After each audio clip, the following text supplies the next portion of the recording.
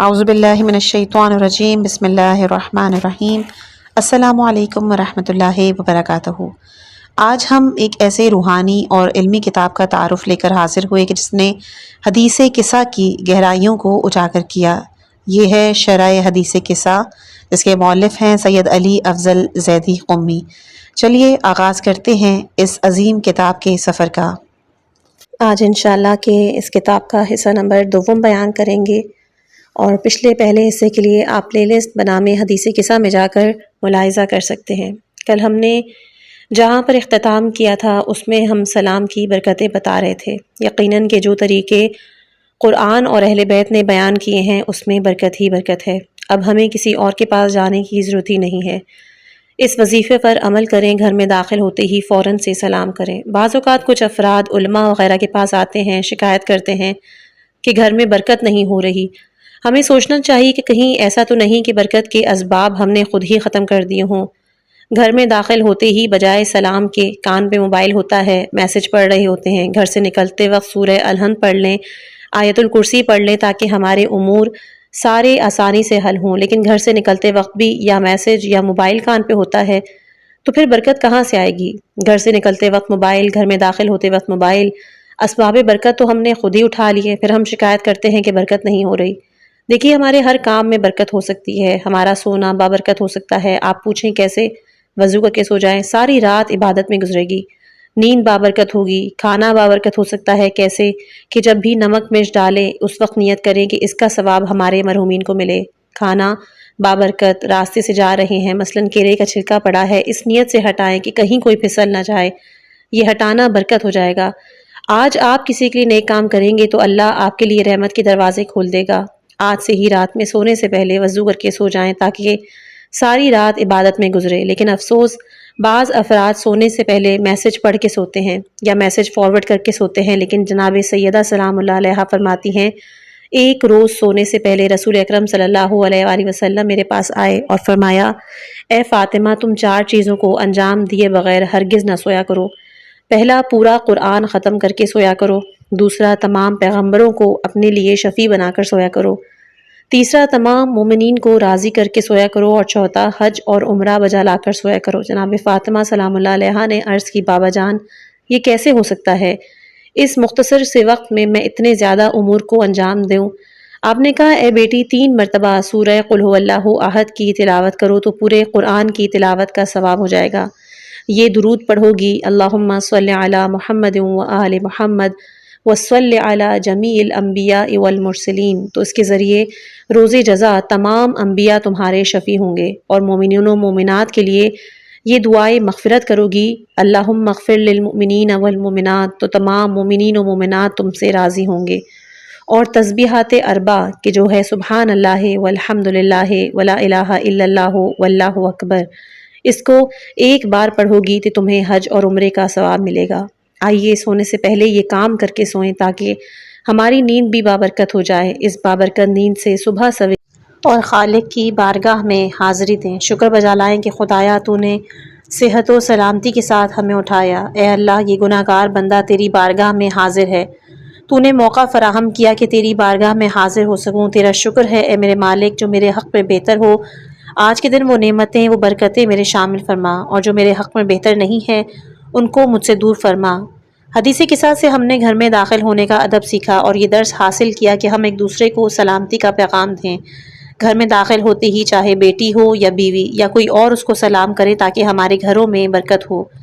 تیسری جگہ قرآن میں ارشاد قدرت ہے کہ جب تمہیں سلام کیا جائے تو اس سے بہتر یا انہی الفاظ سے جواب دو۔ صاحب تفسیر نمونہ اس آیت کی ذیل میں فرماتے ہیں کہ تحیت لغت میں مادہ حیات سے لیا گیا ہے، جس کے معنی کسی دوسرے کو زندگی اور حیات کی دعا دینا چاہیے۔ یہ دعا سلام کی صورت میں ہو کہ اللہ تعالیٰ آپ کو سلامت رکھے، یا حیاک اللہ کی صورت میں ہو کہ اللہ تعالیٰ تمہیں زندہ رکھے۔ اگرچہ کلمے سے محبت کا اظہار ہوتا ہے، یہ چیز مفہوم تحیت میں داخل ہے۔ تفسیر علی ابن ابراہیم و تفسیر آسان و تفسیر اثنا عشری میں امام محمد باقر علیہ السلام اور امام صادق علیہ السلام سے اس طرح روایت ہے کہ تحیت سے مراد سلام اور ہر طرح کی نیکی کرنا ہے۔ روایات میں ہے کہ ایک کنیز نے امام حسن علیہ السلام کو ایک پھول کا گلدستہ ہدیہ کیا۔ امام حسن علیہ السلام نے اس کے صلے میں اسے آزاد کر دیا۔ جب لوگوں نے اس عمل کے بارے میں دریافت کیا تو آپ نے جواب میں قرآن کی ایک آیت پڑھی کہ جس کا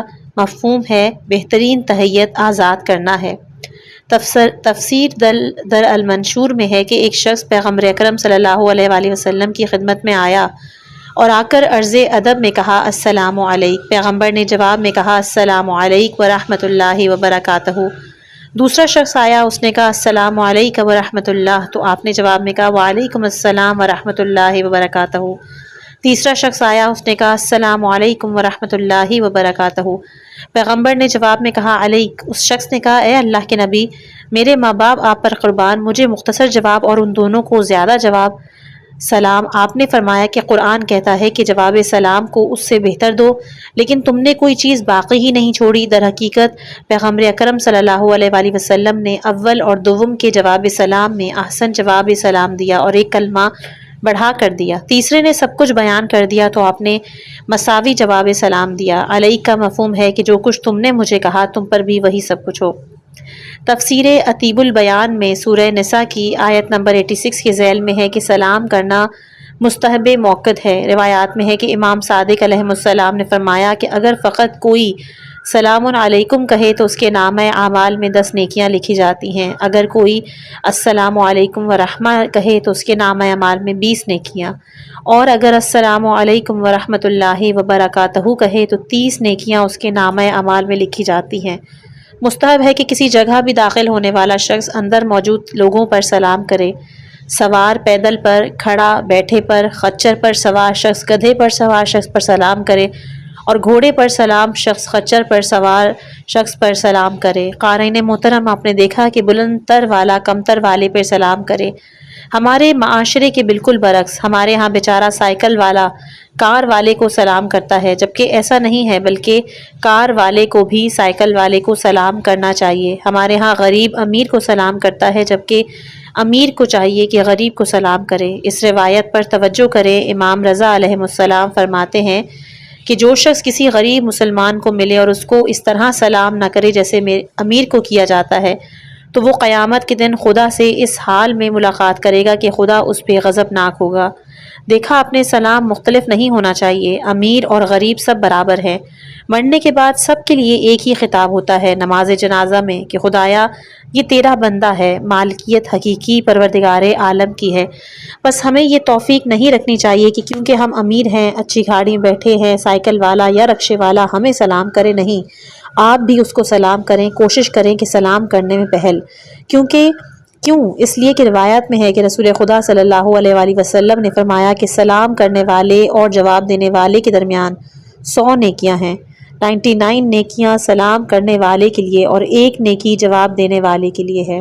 سلام کے لیے 70، اسی طرح ایک اور روایت ہے کہ سلام کے لیے 70 نیکیاں ہیں، 69 سلام کرنے والے کے لیے اور 1 جواب دینے والے کے لیے۔ یہ 99 نیکیاں اسی لیے سلام کرنے والے کے لیے ہیں کہ اس نے اس کار خیر کی ابتدا کی اور جواب دینے والے کو رغبت دلائی کہ وہ بھی سلامتی اور امن کے پیغام کو واپس مجھ تک پہنچائے۔ سلام کرنے والے نے اپنے اختیار اور ارادے سے کار خیر کی ابتدا کی ہے، جبکہ سلام دینے والے نے اپنے اختیار اور ارادے سے کام نہیں کیا، بلکہ واجب تھا کہ جواب سلام دے۔ رسول خدا صلی اللہ علیہ وآلہ وسلم نے فرمایا آشکارا سلام کرو تاکہ سلامت رہو، اور یہ درس بھی حدیث قصہ کا ہے کہ آشکارا سلام کرو۔ حضرت محمد مصطفیٰ صلی اللہ علیہ وآلہ وسلم نے داخل ہوتے ہی سلام کیا۔ امام حسن و امام حسین مولا علی علیہ السلام نے داخل ہوتے ہی آشکارا سلام کیا، اور یہ تو درس قرآن بھی ہے، جیسا کہ سورہ نور آیت نمبر 61 میں بیان ہے کہ گھر میں داخل ہوتے ہی سلام کرو، اور چادر میں جاتے وقت ہر ایک نے اجازت لی اور سلام کیا۔ یہ بھی قرآن میں ذکر ہے، سورہ نور آیت نمبر 27 میں، اے صاحبان ایمان، اپنے گھروں کے علاوہ کسی کے گھر میں داخل نہ ہونا جب تک کہ صاحب خانہ سے اجازت نہ لو اور انہیں سلام نہ کرو۔ حدیث میں ہے افش السلام، آشکار سلام کرو، یعنی سلام کرتے وقت اظہار کرو، نشر کرو، پھیلاؤ سلام کو، یعنی کہ سلام کرتے وقت انسان زبان سے کہے السلام علیکم، یہ نہیں کہ گردن جھکا لی گویا سلام کر دیا، سینے پہ ہاتھ رکھ دیا سلام ہو گیا، ہاتھ اٹھا لیا گویا سلام ہو گیا۔ اس کو احترام تو کہا جا سکتا ہے لیکن سلام نہیں۔ روایت میں ہے اظہار کرو، آشکار کرو، افشا کے مقابلے میں چھپا ہونا۔ اسلام نے سلام کرنے میں چھپے ہونے کا تذکرہ نہیں کیا، بلکہ جس طرح قرآن و روایات و حدیث قصہ میں ذکر ہے کہ وہ اظہار و آشکار اسلام کرنا ہے۔ اسلام نے اس پیغام کو عام اور پھیلانے کے لیے آشکار اسلام کرنے کے لیے کہا ہے۔ رسول خدا صلی اللہ علیہ وآلہ وسلم نے فرمایا سلام کو آشکار کرو تاکہ تمہارے گھر میں خیر و برکت ہو۔ امام صادق علیہ السلام فرماتے ہیں بلند آواز سے سلام کرو۔ امام باقر علیہ السلام فرماتے ہیں بے شک اللہ تعالیٰ آشکار سلام کرنے والے کو دوست رکھتا ہے۔ اسی لیے روایات میں ہے کہ رسول خدا صلی اللہ علیہ وآلہ وسلم نے فرمایا کہ جو شخص سلام سے پہلے بات کرے اس کو جواب نہیں دو۔ ابھی ہمیں بات کرنے کا ادب بھی نہیں معلوم کہ بات کرنے سے پہلے سلام کرنا چاہیے۔ ایک روایت پہلے ذکر کی امام حسین علیہ السلام سے، یہ دوسری روایت کہ پیغمبر اکرم صلی اللہ علیہ وآلہ وسلم نے فرمایا کہ بات کرنے سے پہلے سلام سے کلام کی ابتدا کرو۔ افسوس موبائل پر کال آتی ہے، اٹھاتے ہی پہلا جملہ ہمارا کیا ہوتا ہے؟ ہیلو، کیا حال ہے؟ یہ طریقہ غلط ہے، بلکہ کال اٹھاتے ہی فوراً کہیں السلام علیکم، کیا حال ہے؟ رسول اللہ صلی اللہ علیہ وآلہ وسلم اور اہل بیت سے سلام کے بارے میں اندازاً اس روایت پہ غور کیجئے۔ امام حسین علیہ السلام سے روایت ہے کہ ایک شخص امام کے پاس آیا اور کہا آپ کیسے ہیں؟ اللہ تعالیٰ آپ کو عافیت عطا کرے۔ امام نے اس کے جواب میں کہا کہ بات کرنے سے پہلے سلام کرو، اللہ تمہیں بھی عافیت عطا کرے۔ پھر فرمایا کسی ایک کو اجازت نہ ہو بات کرنے کی یہاں تک کہ پہلے وہ سلام کرے۔ پیغمبر اکرم صلی اللہ علیہ وآلہ وسلم نے فرمایا اے ان سے جن جس سے ملاقات کرو اسے سلام کرو، اللہ تمہاری نیکیوں میں اضافہ کرے گا۔ گھر میں داخل ہوتے ہی سلام کرو، اللہ تعالیٰ تمہارے رزق میں برکت عطا کرے گا۔ امام صادق علیہ السلام فرماتے ہیں کہ جب تم اپنے گھر میں داخل ہو تو کہو بسم اللہ و باللہ، گھر والوں پر سلام کرو۔ اگر گھر میں کوئی نہ ہو تو کہو بسم اللہ اور رسول خدا اور ان کے اہل بیت اطہار پر سلام کرو، السلام علینا وعلی عباد اللہ الصالحین کہو۔ اگر تم نے ایسا کیا تو تمہارے گھر سے شیطان بھاگ جائے گا۔ قارئین محترم، اس سے زیادہ سلام پر ہم اب کچھ تحریر نہیں کرتے، روایات تو بہت ہیں، جیسا کہ ذکر کیا تقریباً 300 کے قریب روایات سلام پر موجود ہیں۔ اہل مطالعہ حضرات جو ایڈریس دیے ہیں ان کتابوں میں جا کر پڑھ سکتے ہیں۔ آخر میں دستبستہ گزارش ہے کہ اس قرآن و حدیث سے سلام کے درس کو اپنانے کی کوشش کریں، اپنے گھر میں خیر و برکت کا سبب بنیں، گھر میں داخل ہو کر سلام کریں تاکہ شیطان فرار کر جائے، رحمت الہی آپ پر اور تمام اہل خانہ پر نازل ہو، اس سلام کے سائے میں بہترین زندگی گزاریں۔ آگے کے جملات ہیں قال انی اجد فی بدنی ضعفا فقلت له اعیذک باللہ یا ابتاه من الضعف فقال یا فاطمة ایتینی بالکساء الیمانی فغطینی به فأتیته بالکساء الیمانی فغطیته به وصرت انظر الیہ واذا وجهه یتلألأ کأنه البدر فی لیلۃ تمامہ وکمالہ۔ رسول خدا صلی اللہ علیہ وآلہ وسلم نے فرمایا میں اپنے بدن میں ضعف محسوس کر رہا ہوں۔ غور طلب بات یہ ہے کہ آپ نے یہ نہیں کہا کہ میں اپنے جسم میں ضعف محسوس کر رہا ہوں، کیوں؟ بدن میں کہا۔ اردو زبان میں 3 کلمے استعمال ہوتے ہیں، بدن، جسم، جسد۔ بدن جو ہے وہ سر کے علاوہ ہو تو بدن ہے۔ اردو زبان میں تن کہتے ہیں، اس لیے صاحب لغت مفردات راغب نے تن و حبسہ کی عظمت کے اعتبار سے بدن بولا ہے۔ دوسرا ہے جسم۔ جسم ہے سر سے لے کر پیروں تک تمام اعضاء کہ جس میں روح موجود ہو اور قوت ادراک پایا جاتا ہے، اس میں تن و بدن بھی شامل ہے۔ تیسرا ہے جسد۔ اردو میں جس بدن میں جان اور روح نہ ہو اسے جسد کہتے ہیں۔ بدن، جسم، جسد، یہ تینوں کلمات قرآن میں مختلف معانی میں استعمال ہوئے ہیں۔ اس گفتگو اور بحث میں ہم جانا نہیں چاہتے۔ رسول خدا صلی اللہ علیہ وآلہ وسلم بتانا یہ چاہ رہے ہیں کہ بدن میں ضعف ہے، جسم میں ضعف نہیں ہے۔ جانتے ہیں کہ کچھ عرصے کے بعد کوئی یہ کہے گا کہ نعوذ باللہ من ذالک کہ رسول کو ہذیان ہے۔ اللہ کے نبی نے پہلے ہی واضح کر دیا کہ بدن میں تو ضعف ہو سکتا ہے کہ جسم میں جہاں پر قوت مدرکہ یعنی عقل ہے اس میں ضعف نہیں ہو سکتا۔ حیرت انگیز اور غور طلب بات یہ ہے کہ اللہ کے حبیب نے فرمایا انی اجد فی بدنی ضعفا، ضعف کہا ہے، ضعف نہیں کہا۔ لغت کی طرف جب مراجع کریں گے تو بات واضح ہو جائے گی کہ ضعف بدن میں ہوتا ہے اور ضعف عقل میں ہوتا ہے۔ مفردات راغب نے لکھا ہے کہ خلیل کا قول ہے کہ ضعف بدنی کمزوری کو کہتے ہیں اور ضعف عقل ورائے کی کمزوری کو کہتے ہیں۔ پس اللہ کے حبیب کا فرمان تھا بدنی ضعفا، کہ بدن جس میں عقل شامل نہیں، اس میں تو ضعف ہو سکتا ہے، لیکن اے لوگوں میں تم پر واضح کر رہا ہوں کہ میری عقل اور رائے میں کمزوری نہیں ہو سکتی۔ اب اگر کوئی مجھ پر الزام لگائے تو یہ الزام میرے اوپر نہیں بلکہ خود کہنے والے کی عقل اور رائے میں کمزوری ہے۔ میری تو گواہی خود قرآن نے بھی دی ہے۔ نون اور قلم اور اس چیز کی قسم جو یہ لکھ رہے ہیں، آپ اپنے پروردگار کی نعمت کے طفیل مجنون نہیں ہیں۔ سورہ قلم آیت نمبر 1 اور 2۔ آپ مجنون نہیں ہیں، یہ در حقیقت جواب ہے اس تہمت کا کہ جو لوگوں نے رسول اللہ پر لگائی تھی، جس کا ذکر سورہ ہجر آیت نمبر 6 میں بھی ہے کہ آپ دیوانے ہیں۔ تو اللہ تعالیٰ نے واضح الفاظ میں جواب دیا، اے رسول آپ اپنے رب کی نعمت کے طفیل مجنون نہیں ہیں۔ اللہ تعالیٰ نے واضح کر دیا کہ جو لوگ عقل کامل نہیں رکھتے وہ میرا حبیب کامل رکھتا ہے۔ میرا حبیب و رسول کل عقل اور عقل کل کا مالک ہے۔ اس پر الزام لگانے والے خود اپنی عقل کو دیکھیں کہ کہیں خود تو ہذیان نہیں بول رہے۔ الزام لگانے سے پہلے سوچ تو لو کس پر الزام لگا رہے ہو۔ عجیب بات ہے کہ مشرکین نے ایک دفعہ کہا کہ یہ مجنون ہے، دوسری دفعہ کہا کہ یہ شاعر ہے۔ مجنون کا دماغ کام نہیں کرتا، شاعر کا دماغ تو کام کرتا ہے۔ یہ کیسے مشرکین دیوانہ تھے کہ ایک ہی شخص کو مجنون بھی کہیں اور شاعر بھی؟ ان دونوں میں تناقض پایا جاتا ہے۔ تو بس پتہ چلا مشرکین دیوانے تھے، ہمارے نبی کامل اور اکمل تھے اور ہیں، اور اس نبی میں کسی قسم کا عیب نہیں تھا۔ خود اس بات کی قرآن اور خاتم الانبیاء کی پناہ گاہ۔ غور طلب بات یہ ہے کہ جب بدن میں ضعف محسوس ہوا تو رسول خدا صلی اللہ علیہ وآلہ وسلم کس کے پاس تشریف لائے؟ کس سے فرمایا کہ مجھے چادر یمانی لا کر دے دو؟ یقیناً خود یہ حدیث اور آیہ تطہیر کا شان نزول کے جو اہل سنت برادران نے بھی ذکر کیا وہ جناب فاطمۃ الزہرا سلام اللہ علیہا ہیں۔ بدن میں ضعف محسوس ہوا تو کائنات کے رسول نے اپنی پناہ گاہ جناب سیدہ سلام اللہ علیہا کو بنایا۔ آخر رسول خدا صلی اللہ علیہ وآلہ وسلم ہمیں کیا بتانا چاہ رہے ہیں؟ رسول خدا صلی اللہ علیہ وآلہ وسلم عظمت فاطمہ سلام اللہ علیہا کو بیان کرنا چاہ رہے ہیں کہ فاطمہ ام ابیہا ہیں۔ ہماری عقلیں اس کے معنی کو درک کرنے سے قاصر ہیں۔ فوراً جناب سیدہ سلام اللہ علیہا نے فرمایا، اعوذ باللہ، آپ کے لیے خدا کی پناہ چاہتی ہوں۔ خود یہ جملہ حضرت فاطمہ سلام اللہ علیہا کی عظمت کو بیان کر رہا ہے۔ یہ کتنی توحید خداوندی کی طرف متوجہ ہے۔ اس لیے روایات میں ہے کہ امام صادق یا پھر امام باقر علیہ السلام نے فرمایا کہ جب کسی مریض کے پاس جاؤ تو کہو کہ میں آپ کو اللہ جو کہ عظیم ہے اس کی پناہ میں دیتا ہوں۔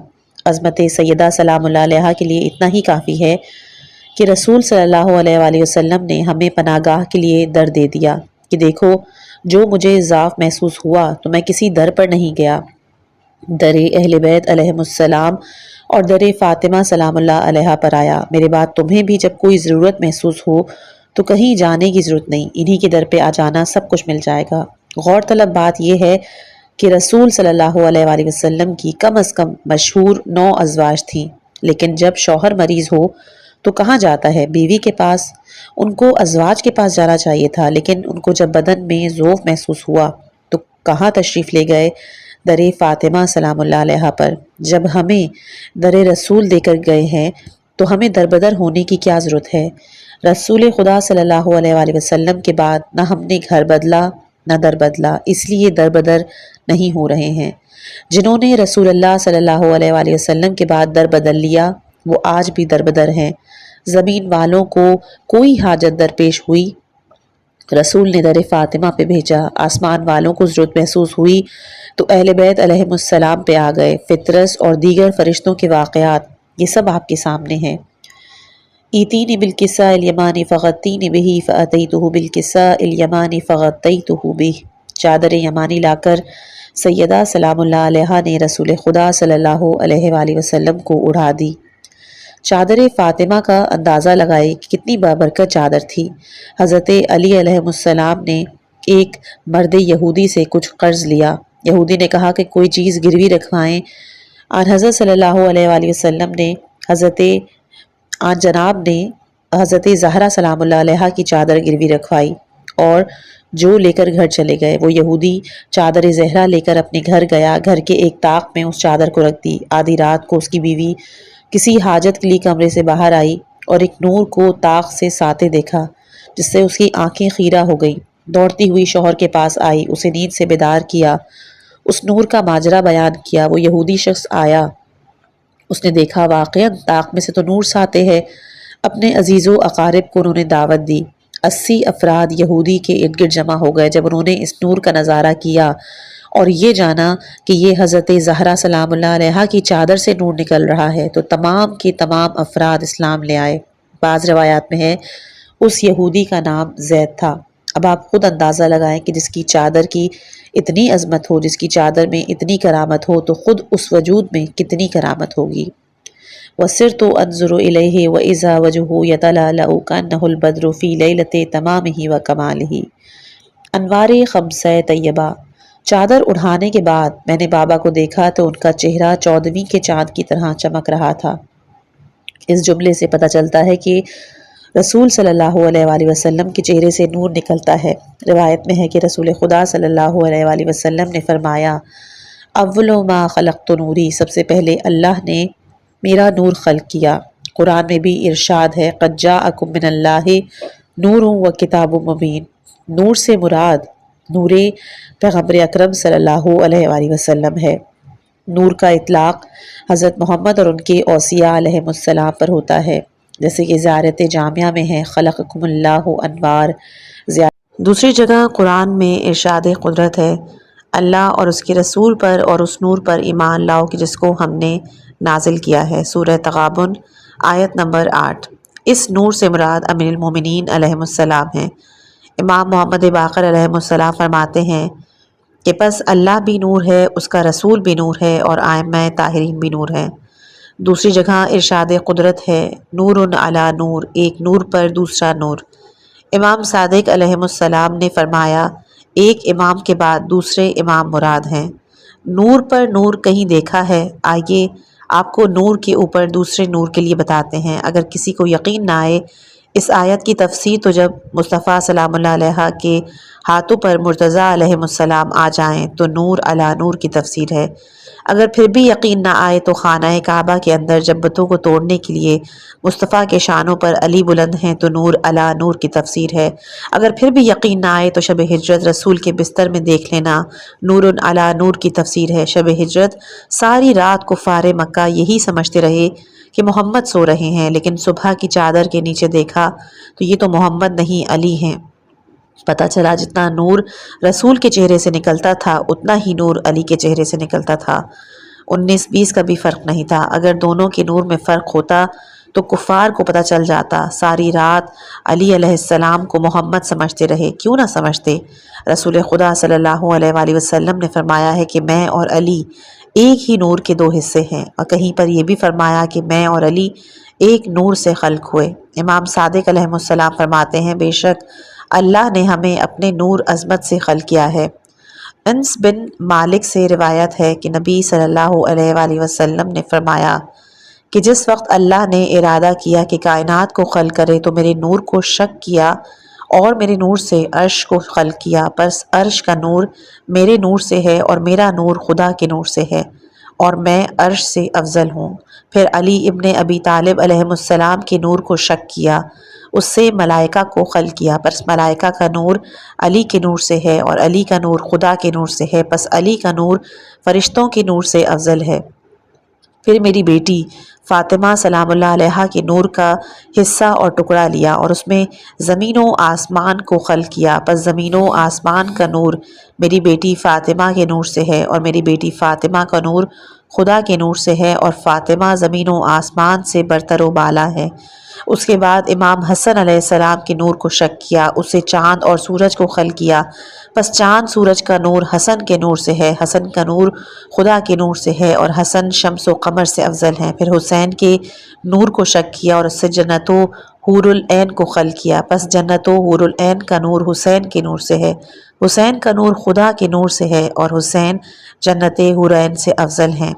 انس بن مالک رسول اکرم صلی اللہ علیہ وآلہ وسلم سے روایت کرتے ہیں کہ آپ نے فرمایا اللہ تعالیٰ نے علی ابن ابی طالب کے چہرے کے نور سے 70,000 ملائکہ خلق کیے۔ وہ ملائکہ علی علیہ السلام اور ان کے شیعوں اور محبوں کے لیے قیامت تک استغفار کرتے رہیں گے۔ رسول اکرم صلی اللہ علیہ وآلہ وسلم نے فرمایا زمین و آسمان کی خلقت سے پہلے نور فاطمہ کو خلق کیا گیا تھا۔ امام صادق علیہ السلام فرماتے ہیں کہ بے شک اللہ نے اپنے نور سے 14 انوار کو آدم کی خلقت سے 14,000 سال قبل خلق فرمایا، پس وہ ہماری ارواح ہیں۔ ایک اور روایت میں امام صادق علیہ السلام نے فرمایا بے شک اللہ نے 14 انوار کو مخلوق سے 14,000 سال خلق کرنے سے پہلے خلق کیا، وہ ہماری ارواح تھیں۔ زیارت جامعہ میں بھی آپ سب پڑھتے ہیں آپ کو نور کی صورت میں خلق کیا، بس آپ کو اپنے عرش کے ارد گرد قرار دیا۔ کیوں قرار دیا؟ تاکہ آپ کے وسیلے سے ہم پر نعمت عطا فرمائے۔ رسول خدا صلی اللہ علیہ وآلہ وسلم نے فرمایا کہ میں سورج ہوں، علی چاند، فاطمہ زہرا، حسن و حسین 2 فرقد ہیں۔ صاحب مجمع البحرین پر فرقدین کے بارے میں تحریر کرتے ہیں کہ وہ چمکدار ستارے کے جو قطب سے قریب ہیں، پس محمد و آل محمد علیہ السلام خدا کی نوری مخلوق ہیں۔ ہماری ہدایت کے واسطے ان حضرات کو لباس خاکی پہنایا گیا ہے تاکہ اس ذات وحدہ لا شریک کی معرفت حاصل کر سکیں اور اس کی عبادت کر سکیں۔ فطرت کو پر و بال ملنا۔ امام صادق علیہ السلام نے فرمایا کہ اللہ تعالیٰ نے امیر المومنین علیہ السلام کی ولایت کو ملائکہ کے سامنے پیش کیا تو ملائکہ نے اسے قبول کیا، لیکن فطرت فرشتے نے اس کا انکار کیا، اللہ نے اس کے پر توڑ دیے۔ جب امام حسین علیہ السلام کی ولادت ہوئی تو اللہ تعالیٰ نے جبرائیل کو حکم دیا کہ 70,000 فرشتوں کو اپنے ساتھ لے کر جائے اور حضرت محمد مصطفیٰ صلی اللہ علیہ وآلہ وسلم کو ان کے فرزند کی مبارکباد دیں۔ جبرائیل فرشتوں کو ساتھ لے کر آ رہے تھے کہ ان کا گزر فطرس کے پاس سے ہوا۔ فطرس نے جبرائیل سے پوچھا کہاں جا رہے ہیں؟ اس نے کہا میں محمد مصطفیٰ کو ان کے فرزند کی مبارکباد دینے جا رہا ہوں۔ فطرس نے کہا مجھے اٹھا کر اپنے ساتھ لے چلو، میرے لیے سفارش کرنا، وہ میرے حق میں دعا کریں۔ جبرائیل امین نے اسے اپنے پروں پہ سوار کیا، محمد مصطفیٰ صلی اللہ علیہ وآلہ وسلم کی خدمت میں پہنچے، آپ کو مبارکباد پیش کی اور اس کے بعد حضرت جبرائیل نے کہا اے اللہ کے رسول، میرے اور فطرس کے درمیان بھائی چارہ ہے، اس وقت یہ عتاب الہی میں ہے، اس کی خواہش ہے کہ آپ اس کے لیے دعا کریں، اس کے پر اسے ملے۔ رسول نے کہا تمہاری بھی کیا یہی خواہش ہے؟ اس نے مثبت میں جواب دیا۔ پھر حضور صلی اللہ علیہ وآلہ وسلم نے اس کے سامنے امیر المومنین علیہ السلام کی ولایت پیش کی کہ جو اس نے قبول کی۔ اس کے بعد رسول نے کہا کہ تم میرے فرزند کے جھولے کے پاس جاؤ، اپنے جسم کو اس کے جھولے سے مس کرو۔ فطرس امام حسین علیہ السلام کے جھولے کے قریب گیا، اس نے جھولے سے اپنے جسم کو مس کیا۔ رسول خدا نے اس کے لیے دعا کی۔ نبی نے کہا کہ میں نے دیکھا کہ اس کے پر اگنے لگے اور ان میں خون کی گردش شروع ہوئی اور چند ہی لمحات میں اس کے پر و بال اصلی حالت میں آ گئے۔ پھر اس نے جبرائیل کے ساتھ مل کر آسمان کی پرواز کی اور اپنے مقام پہ چلا گیا۔ فما كانت الا ساعة واذا بولد الحسن قد اقبل وقال السلام عليك يا امه فقلت وعليك السلام یا قرۃ عینی و ثمرۃ فؤادی۔ حدیث قصہ اور تربیت اولاد کا درس۔ امام حسن علیہ السلام گھر میں داخل ہوئے، ماں کو سلام کیا۔ جناب سیدہ نے جواب سلام میں فرمایا علیک السلام یا قرۃ عینی و ثمرۃ فؤادی۔ اولاد کی تربیت اگر کرنا ہے تو حدیث قصہ میں جناب سیدہ سلام اللہ علیہا نے ہمیں درس دیا۔ دیکھو کہ اپنی تمام اولاد کے درمیان مساوات کے قائل ہو، حتیٰ کہ جواب سلام میں بھی۔ امام حسین علیہ السلام آئے، ماں کو سلام کیا۔ جناب سیدہ نے امام حسین کو بھی یہی جواب دیا علیک السلام یا قرۃ عینی و ثمرۃ فؤادی۔ جو القاب امام حسن کو دیے وہی حسین کو دیے۔ جناب سیدہ سلام اللہ علیہا بتانا یہ چاہتی ہیں اولاد کی تربیت کا ایک اہم پہلو سب کو برابر سمجھنا ہے، حتیٰ کہ جواب سلام میں بھی تم لوگوں کو مساوات کا قائل ہونا چاہیے۔ ہمارے معاشرے میں یا سب سے بڑے بیٹے کو اہمیت دی جاتی ہے یا سب سے چھوٹے بیٹے کو۔ یہی وجہ ہے کہ پھر بعض اولاد سے یہ والدین سننے کو ملتا ہے کہ آپ نے فلاں کو سر پہ چڑھا رکھا ہے، اس کو اہمیت دیتے ہیں، میری نہیں سنتے۔ پھر بعض بچے احساس کمتری کا شکار ہوتے ہیں یا حسد کرنے لگتے ہیں۔ پیغمبر صلی اللہ علیہ وآلہ وسلم نے فرمایا ہے کہ اللہ کا تقوی اختیار کرو، اپنی اولاد کے ساتھ عدالت سے پیش آؤ جیسا کہ تم چاہتے ہو کہ وہ تمہارے ساتھ نیکی میں عدالت کرے۔ تربیت اولاد ایک اہم پہلو ہے جس کی طرف ہمیں سوچنا چاہیے، کیونکہ ہم ایک ایسے بچے کی پرورش کرنا چاہتے ہیں کہ جو اللہ کی امانت ہے۔ اس نے ہمیں معصوم بچے دیے، ان کی ایسی پرورش کریں کہ یہ معصوم ہی رہیں، گناہوں سے قدم قدم پہ بچتے رہیں، امانت میں خیانت جائز نہیں۔ معصوم بچے لیے ہیں تو معصوم بچے ہی رہنے دیں، معصوم ہی واپس کریں۔ اب کوئی گود تلاش کرنا پڑے گی جس نے معصوم بچے لیے، معصوم ہی دیے، تو ہمیں گود فاطمہ سلام اللہ علیہا دکھائی دیتی ہے جس نے معصوم بچے لیے اور معصوم بچے دیے۔ جناب سیدہ زہرا سلام اللہ علیہا کا جواب سلام اتنا پیار و محبت سے بھرا ہے کہ جتنی اس کی توضیح تشریح کی جائے کم ہے۔ آنکھوں کی ٹھنڈک، میرے میوائے دل، کبھی شاید ہم نے اتنے پیار و محبت بھرے الفاظ سے اپنے کسی بچے کو جواب نہ دیا ہو۔ واقعاً اولاد آنکھوں کی ٹھنڈک اور ہمارے دل کے میوے ہوتے ہیں۔ محبت کا اظہار دل سے، زبان و عمل کے ذریعے ہونا چاہیے تاکہ بچہ اس کو اپنے تمام وجود کے ساتھ محسوس کرے۔ محبت اسی وقت اپنا اثر دکھائے گی جب ان سے اس محبت کا اظہار کیا جائے، جیسا کہ روایات میں ہے کہ امام صادق علیہ السلام نے فرمایا کہ حضرت موسیٰ نے عرض کی بار الہا کون سا عمل تیرے نزدیک بہترین عمل ہے؟ فرمایا بچوں کو دوست رکھنا، کیونکہ میں نے ان کو اپنی توحید پر خلق کیا ہے۔ اگر میں ان کو موت دوں گا تو اپنی رحمت کے ذریعے ان کو جنت میں داخل کر دوں گا۔ امام صادق علیہ السلام نے کہا اللہ تعالیٰ اس شخص پر اپنی رحمت نازل کرتا ہے جو شخص اپنے بچوں سے محبت اور الفت کرتا ہے۔ عزیزوں، فقط محبت کرنا ہی اولاد کے لیے کافی نہیں، بلکہ دوستی اور محبت کے اثرات اس وقت نمایاں ہوں گے کہ جب محبت و الفت اور مہربانی کو زبان اور عمل سے آشکار کیا جائے، جیسا کہ تاریخ میں ہمیں رسول خدا صلی اللہ علیہ وآلہ وسلم کی محبت امام حسن و حسین علیہ السلام سے زبان اور عمل کے ساتھ دکھائی دیتی ہے۔ تاریخ کے اوراق پہ یہ واقعات ثبت ہیں کہ کائنات کے رسول نے زبان سے بھی ان کے لیے احادیثیں بیان کی اور عمل سے کر کے بھی دکھایا۔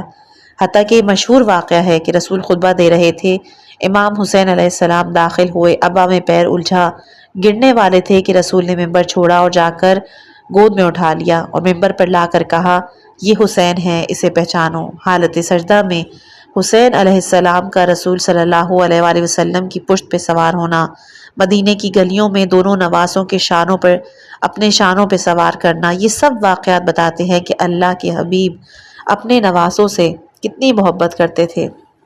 عملاً کر کے بھی دکھایا، اپنی اولاد سے فقط زبانی نہیں بلکہ عمل سے بھی ثابت کرو کہ محبت کرتے ہو۔ روایات میں ہے کہ رسول خدا صلی اللہ علیہ وآلہ وسلم نے فرمایا کہ جو شخص اپنے بچے کا بوسہ لے گا اللہ اس کے نامہ اعمال میں ایک نیکی لکھے گا، اور جو اپنے بچے کو خوش کرے گا اللہ اسے قیامت کے دن خوش کرے گا۔ ابن عمر پیغمبر اکرم سے نقل کرتے ہیں کہ پیار کرنا ایک نیکی ہے، ایک نیکی کی جزا 10 گناہ ہے۔ اس حدیث کا اشارہ قرآن کی اس آیت کی طرف ہے، سورہ انعام آیت نمبر 160۔ اسی طرح پیغمبر ایک اور جگہ فرماتے ہیں اپنے بچوں کو پیار کرو کیونکہ ہر بوسے کا جنت میں ایک درجہ اور مرتبہ ہے، 2 درجے اور مقام کے درمیان 500 سال کا فاصلہ ہے۔ بچوں سے پیار کریں، انہیں آہستہ آہستہ بچپن ہی سے تعلیمات دینی سے آشنا کریں، مجالس محافل میں اپنے ساتھ لے کر جائیں، مسجد میں ساتھ لے کر جائیں، اپنے برابر میں نماز کی صف میں کھڑا کریں۔ لیکن افسوس کہ بعض اوقات ہمارے ہاں بچوں کو دیکھتے ہیں بعض افراد انہیں مسجد سے باہر یا پھر آخری صف میں کھڑا کر دیتے ہیں۔ یہ ان کا عمل بتا رہا ہے کہ ایسے افراد جمود فکری اور احادیث پیغمبر سے نا آگاہی رکھتے ہیں۔ جابر کہتے ہیں کہ میں نے امام باقر علیہ السلام سے بچوں کے بارے میں سوال کیا کہ جب نماز جماعت کی صفوں میں بچے موجود ہوں تو کیا کریں؟ امام نے کہا کہ انہیں نماز کی آخری صفوں میں نماز جماعت میں کھڑا مت کرو بلکہ بڑوں کے درمیان فاصلہ ڈالنے کے لیے کھڑا کرو۔ دیکھیے امام کی حدیث ہے اور امام سے سوال کیا گیا کہ اگر واجب نماز باجماعت ہو تو بچے ہیں تو کیا کریں؟ بڑوں کے درمیان فاصلہ ڈالنے کے لیے انہیں کھڑا کیا جائے۔ کیوں؟ شاید اس کی ایک وجہ یہ کہ بچہ نماز باجماعت پڑھنا سیکھے گا، کھیل کود سے محفوظ رہے گا، جیسے بڑے کریں گے ویسے ہی یہ بھی ان افعال کو انجام دے گا۔ اگر ہم نے سب سے آخر میں بچوں کے ساتھ کھڑا کر دیا تو کیا سیکھے گا؟ انشاءاللہ کہ اگر ہم میں یہ عادات ہیں تو آئندہ ہم ایسا نہیں کریں گے۔ بچوں کی تربیت جیسا کہ امام نے فرمایا ایسے ہی کریں گے۔ رسول خدا نے فرمایا کہ نماز میری آنکھوں کی ٹھنڈک ہے۔ جس طرح اولاد آنکھوں کی ٹھنڈک ہے، اسی طرح نماز کے جو فروع دین میں سے پہلا واجب ہے وہ بھی رسول اللہ صلی اللہ علیہ وآلہ وسلم فرماتے ہیں کہ آنکھوں کی ٹھنڈک ہے۔ جناب رسول خدا صلی اللہ علیہ وآلہ وسلم نے جناب فاطمہ کے لیے فرمایا تھا وَهِيَ نُورُ عَيْنِي وَهِيَ ثَمَرَةُ فُؤَادِي۔ امام علی کے لیے بھی اسی طرح کے جملات ہیں وَصَاحِبُ الْأَمْرِ بَعْدِي وَصَاحِبُ فِي الدُّنْيَا وَالْآخِرَةِ۔ امام حسن کے لیے وَقُرَّةُ عَيْنِي وَضِيَاءَ قَلْبِي وَثَمَرَةَ فُؤَادِي۔ اور امام حسین فقال یا اماہ انی اشم عندک رائحة طیبة کأنها رائحة جد رسول اللہ فقلت نعم ان جدک تحت الکساء۔ امام حسن علیہ السلام کو ماں کے پاس سے پاک و پاکیزہ خوشبو محسوس ہوئی اور فرمایا یہ پاک و پاکیزہ خوشبو میرے جد امجد رسول خدا کی ہے۔ دیکھا نہیں کہ نانا چادر کے نیچے ہے، لیکن فرمایا اے مادر گرامی، نانا کی خوشبو محسوس ہو رہی ہے۔ کیوں امام حسن آئے انہیں یہ خوشبو محسوس ہوئی، امام حسین علیہ السلام آئے انہیں بھی یہ خوشبو محسوس ہوئی، مولا علی علیہ السلام کو بھی یہی خوشبو محسوس ہوئی۔ جتنی معصوم ہستیاں ہیں انہیں یہ خوشبو محسوس ہوئی ہے۔ کیا پیارا جملہ ہے کہ خوشبو رسالت کو استشمام کرنے کے لیے مقام عصمت کی ضرورت ہوتی ہے۔ اس بات کا قرآن بھی گواہ ہے۔ جب برادران یوسف مصر سے جناب یوسف کا کرتا لے کر چلے، انہیں نہیں پتا یہ کس کا کرتا ہے، لیکن وہاں کنعان میں بیٹھے ہوئے یعقوب نے فرمایا کہ جس کے بارے میں قرآن خود کہہ رہا ہے کہ اب جو قافلہ مصر سے روانہ ہوا تو ان کے پدر نے کہا کہ میں یوسف کی خوشبو محسوس کر رہا ہوں، اگر تم لوگ مجھے بہکا ہوا نہ سمجھو۔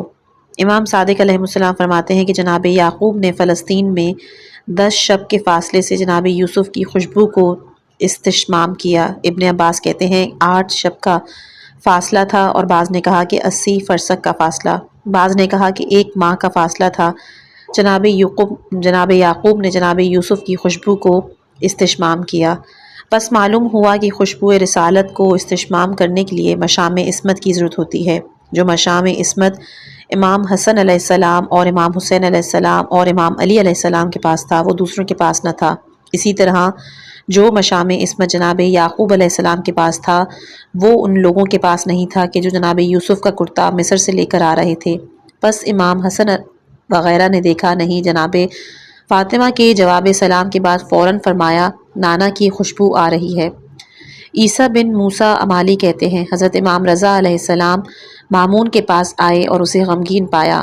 مولا امام رضا علیہ السلام نے غمگین اور افسردہ ہونے کی علت کو پوچھا تو مامون نے کہا کہ گھر کے دروازے پر ایک بادیہ نشین 7 بال لے کر آیا ہے اور کہہ رہا ہے کہ یہ رسول اکرم صلی اللہ علیہ وآلہ وسلم کے بال ہیں، اور انعام کا تقاضا کر رہا ہے کہ زیارت کریں اور مجھے انعام سے نوازیں۔ اگر یہ سچ کہہ رہا ہے میں اس کو کم انعام دوں تو گویا میں نے اپنے شرف اور منزلت کو اپنے ہاتھ سے کھو دیا، اگر زیادہ انعام و اکرام دوں اور اس نے جھوٹ بولا تو گویا میرا مذاق اڑایا۔ اس بات نے مجھے حیران و پریشان کیا ہے۔ امام رضا علیہ السلام نے فرمایا کہ ان 7 بالوں کو لے کر آؤ۔ جب وہ 7 بال لائے گئے تو امام رضا علیہ السلام نے ان 7 بالوں کو سونگا اور کہا کہ یہ 4 بال میرے نانا رسول خدا صلی اللہ علیہ وآلہ وسلم کی ریش مبارک کے ہیں اور باقی یہ 3 بال ان کے نہیں۔ مامون نے کہا کہ آپ کو کہاں سے پتہ چلا؟ امام رضا علیہ السلام نے کہا کہ آگ کو لے کر آؤ۔ جب آگ لائی گئی 3 بالوں کو آگ میں ڈالا تو جل گئے، جب 4 بالوں کو آگ میں ڈالا تو نہیں جلے۔ مامون نے اس بادیہ نشین کو بلوایا۔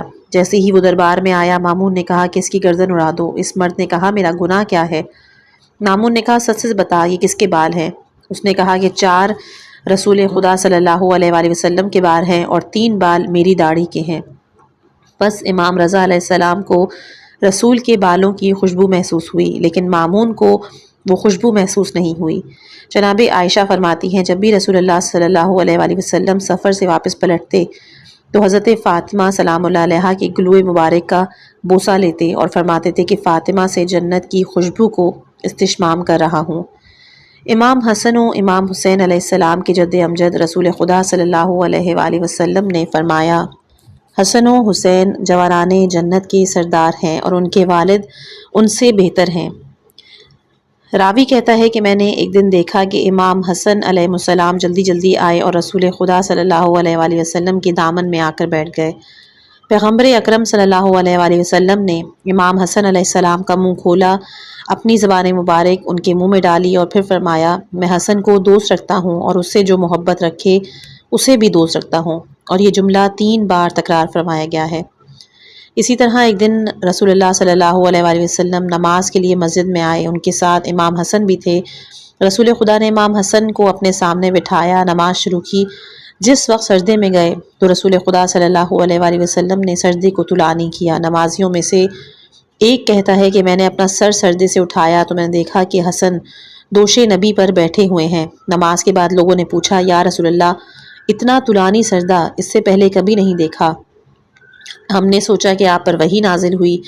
آن حضرت صلی اللہ علیہ وآلہ وسلم نے فرمایا کہ نہیں، وحی نازل نہیں ہوئی تھی، بلکہ میری پشت پر حسن تھے، میں نے ان کو نیچے نہیں اتارا یہاں تک کہ وہ خود نیچے اتر آئے۔ فاقبل الحسن نحو الکساء وقال السلام علیک یا جدہ یا رسول اللہ اتاذن لی ان اکون ادخل معک تحت الکساء فقال وعلیک السلام یا ولدی ویا صاحب حوضی قد اذنت لک فدخل معه تحت الکساء۔ امام حسن چادر کے پاس آئے، سلام کیا، اندر آنے کی اجازت مانگی۔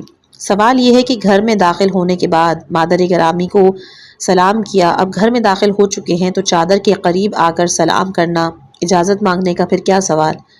اس کا جواب ہے کہ گویا گھر کے اندر ایک گھر ہے، جب گھر کے اندر گھر ہو تو گھر میں بھی داخل ہونے کے لیے اجازت مانگی جاتی ہے۔ قرآن نے بھی سورہ نور آیت نمبر 27 میں کہا ہے کہ اے ایمان والوں، اپنے گھروں کے علاوہ کسی کے گھر میں داخل نہ ہونا یہاں تک کہ صاحب خانے سے اجازت لے لو اور انہیں سلام نہ کر لو۔ تفسیر مجموع البیان میں اس آیت کے ذیل میں روایت موجود ہے، حتیٰ کہ والدہ کے گھر میں داخل ہو تب بھی اجازت لو، سلام کرو۔ قرآن اور روایات کی روشنی میں یہ بات ثابت ہے کہ کسی گھر میں داخل ہو تو پہلے اجازت لو، پھر داخل ہو، گھر والوں پہ سلام کرو۔ امام حسن و امام حسین و امام علی و جناب سیدہ سلام اللہ علیہ نے اجازت لی، سلام کیا، پھر داخل ہوئے۔ یہ اجازت جو یہ ہستیاں لے رہی ہیں، اس کی وجہ یہ ہے کہ فاطمہ کے گھر میں گویا اللہ کے حبیب نے ایک اور گھر بنایا کہ جو چادر تطہیر کا تھا۔ اگر یہ سب ہستیاں چادر میں بغیر اجازت کے چلی جاتی تو کوئی اعتراض کرتا؟ بھائی، آیت تطہیر نازل ہوئی تو اتفاق سے یہ سب چادر میں موجود تھے، اس لیے ان کے شامل حال ہو گئی، لیکن ان سب کا اجازت لینا، رسول کا اجازت دینا، اس بات کی دلیل ہے کہ آیت تطہیر کے نزول کے لیے اللہ کی طرف سے اللہ کے حبیب نے خاص انتظام کیا، اور یہ سب گویا حکم الہی سے چادر میں اجازت لے کر داخل ہوئے۔ آیت تطہیر نازل ہوئی جو ان سب کے لیے ہے، لیکن روایات میں فریقین نے نقل کیا کہ کسی زوجہ نے اجازت مانگی چادر میں آنے کے لیے تو اللہ کے حبیب نے ارشاد فرمایا، انک علی الخیر، انوار طیبہ کو چادر میں آنے کی اجازت دینا اس بات کی دلیل ہے کہ آیت تطہیر ان کے علاوہ کسی کو بھی شامل نہیں۔ کسی زوجہ کو چادر میں آنے کی اجازت نہیں دینا اس بات کی دلیل ہے کہ آیت تطہیر ازواج رسول کو شامل نہیں کرتی۔ خلیفہ دوم اپنے زمانہ خلافت میں رات کو مدینے کا گشت کر رہے تھے۔ آپ نے ایک گھر سے کسی کے بہکے بہکے لہجے میں شاعری کی آواز سنی۔ دروازے کی جھری سے دیکھا تو ایک صاحب چارپائی پہ سامان میں نوشی رکھے شغل مچا رہے تھے۔ خلیفہ دوم نے دیوار پہ چڑھ کر اندر چھلانگ لگائی، کیونکہ آپ طویل القامت تھے۔ جو ہی آپ اندر کودے، اس شخص کو مخاطب کر کے کہا، اے اللہ کے دشمن، تو کیا سمجھتا تھا کہ خلیفہ کی دسترسی سے بچ نکلے گا؟ اس بندے نے فوراً کہا کہ اے خلیفہ، جلدی مت کریں، میں نے اللہ کا ایک حکم توڑا ہے جبکہ آپ نے اللہ کے 4 حکم توڑے ہیں۔ پہلا، اللہ پاک نے حکم دیا ہے کہ جاسوسی مت کرو، آپ نے میری جاسوسی کی۔ دوسرا، اللہ نے حکم دیا کہ گھروں میں دروازوں سے آؤ، آپ دیوار پھلانگ کر آئے۔ یہ دونوں جو آیتیں ہیں جاسوسی کی، سورہ حجرات آیت نمبر 12، اور گھروں میں دروازے سے آنے کے لیے سورہ بقرہ آیت نمبر 189۔ تیسرا، سورہ نور آیت نمبر 27 میں اللہ نے حکم دیا، اپنے گھر کے سوا کسی گھر میں اجازت کے بغیر مت داخل ہو، اور آپ میرے گھر میں بغیر اجازت کے داخل ہوئے ہیں۔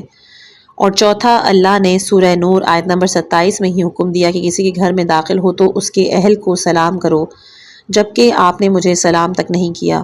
خلیفہ ششدر رہ گئے اور بس اتنا کہہ کر نکل آئے کہ معاف کرنا بھائی، ہم سے تیرے حق میں زیادتی ہو گئی۔